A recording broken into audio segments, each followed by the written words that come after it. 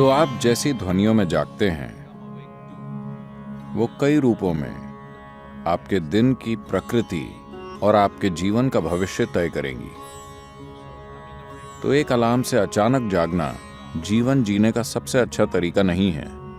अच्छा होगा कि अगर आपकी नींद, जिस तरह का भोजन आप करते हैं और जिस तरह के विचार और भावनाएं अपने अंदर रखते हैं और आपने अपने शरीर में जीवंतता का जो स्तर बनाए रखा है, उससे तय होगा कि आपको कितनी नींद की जरूरत है। मान लीजिए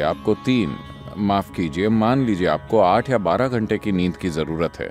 मैंने गलत संख्या बोल दी।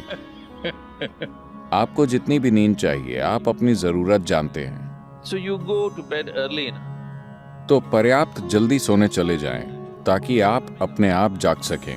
अगर आप खुद जागते हैं और मान लीजिए आपको संदेह है कि आप जाग पाएंगे या नहीं, तो अगर आपके पास कोई मंत्र है, अगर आप किसी वैराग्य मंत्र से जुड़ गए हैं, तो आप उसका इस्तेमाल कर सकते हैं। शारीरिक रूप से आपका एक महत्वपूर्ण पहलू है आपका हृदय, जो आपके रक्त संचार के लिए पंपिंग स्टेशन है, जो शरीर में जीवन भरता है। ये ना हो तो कुछ नहीं होगा। ये बाईं तरफ से शुरू होता है। तो आपको पता है, भारत में आपसे कहा जाता है कि आप जब जागें तो आपको दाहिनी तरफ करवट लेकर उठना चाहिए। बताया है, अगर आप बाईं तरफ करवट लेकर उठेंगे तो आपके साथ खराब चीजें होंगी। खराब चीजें उस तरह नहीं। जब आप आराम की स्थिति में होते हैं, जब शरीर आराम में होता है, तो मेटाबॉलिक क्रिया धीमी होती है। जब आप उठते हैं तो सक्रियता में एक उछाल आता है। इसीलिए भारत में कहा जाता है, देखिए ये चीजें जीवन का हिस्सा थीं, इन्हें आप छोड़ रहे हैं। जीवन का पूरा विज्ञान जीवन का हिस्सा था। आपसे कहा गया कि सुबह जागने से पहले अपनी हथेलियां आपस में रगड़कर ऐसे देखना चाहिए। देखना नहीं, आपको उसे अपनी आंखों पर रखना चाहिए। आप ऐसा कीजिए, आपको भगवान दिखेंगे। ये भगवान देखने के बारे में नहीं है। अगर आप इन दोनों को साथ रगड़ेंगे तो सभी नसों के सिरे, आपके हाथों में ढेर सारी नसों के सिरे होते हैं। अगर आप ऐसा करते हैं तो शरीर तुरंत जाग जाता है। अगर आपको नींद आ रही है तो ऐसा करके देखिए, सब कुछ जागृत हो जाता है। तो सुबह शरीर को हिलाने से पहले आप उसे जगाइए और फिर इसे अपनी आंखों पर रखिए। तुरंत आपकी आंखों और आपकी इंद्रियों के दूसरे पहलुओं से जुड़ी नसें जागृत हो जाएंगी। शरीर के हिलने से पहले शरीर और दिमाग को जागृत होना चाहिए। इसके पीछे यही मकसद है, समझे?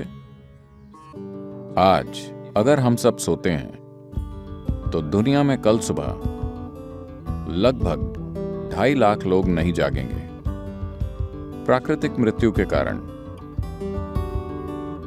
मान लीजिए आप कल सुबह जागे, आपकी गारंटी है? क्या आप गारंटी कार्ड के साथ आए? कोई गारंटी कार्ड नहीं। तो मान लीजिए आप जाग जाते हैं। बस इतना कीजिए, मैं बता रहा हूं, यह आपकी आध्यात्मिक प्रक्रिया का एक सरल पहला कदम है। कल सुबह जब आप जागें तब जांचिए आप वाकई जगे हैं या मर गए हैं। अगर आप जगे हैं तो एक छोटा सा जश्न तो बनता है। आपको उठकर नाचने की जरूरत नहीं है। कम से कम आप मुस्कुरा सकते हैं कि अब भी जीवित हैं। 2.5 लाख लोग मर गए, वो आपकी और मेरी तरह थे। उड़ गए, है ना? कहीं भी देखिए वो नहीं मिलेंगे। यहां मैं अब भी जीवित हूं। एक बड़ी मुस्कुराहट आप देंगे? मैं मैनेज करने की बात कर रहा हूं। अगर 2.5 लाख लोग मर गए तो कम से कम 30 से 50 लाख लोगों ने अपना कोई प्रियजन खो दिया। आप उन 3, 4, 5 लोगों को देखिए जो आपके लिए मायने रखते हैं। वो सभी आज जिंदा हैं। एक और बड़ी मुस्कुराहट देंगे या नहीं? जिंदा। अगर मान लीजिए अभी हम आपके सिर पर बंदूक रख देते हैं, क्या आप राहत महसूस करेंगे? नहीं, आप डर जाएंगे, है ना? तो जीवित होना इतना कीमती है कि नहीं? आपका जीवित होना इतना कीमती है। तो कल सुबह 2.5 लाख लोग रात में मर गए, मगर आप अब भी जीवित हैं। क्या इसके लिए कम से कम एक बड़ी मुस्कुराहट नहीं होनी चाहिए? और सभी लोग जो आपके लिए मायने रखते हैं वो सब आज जीवित हैं। एक और बड़ी मुस्कुराहट।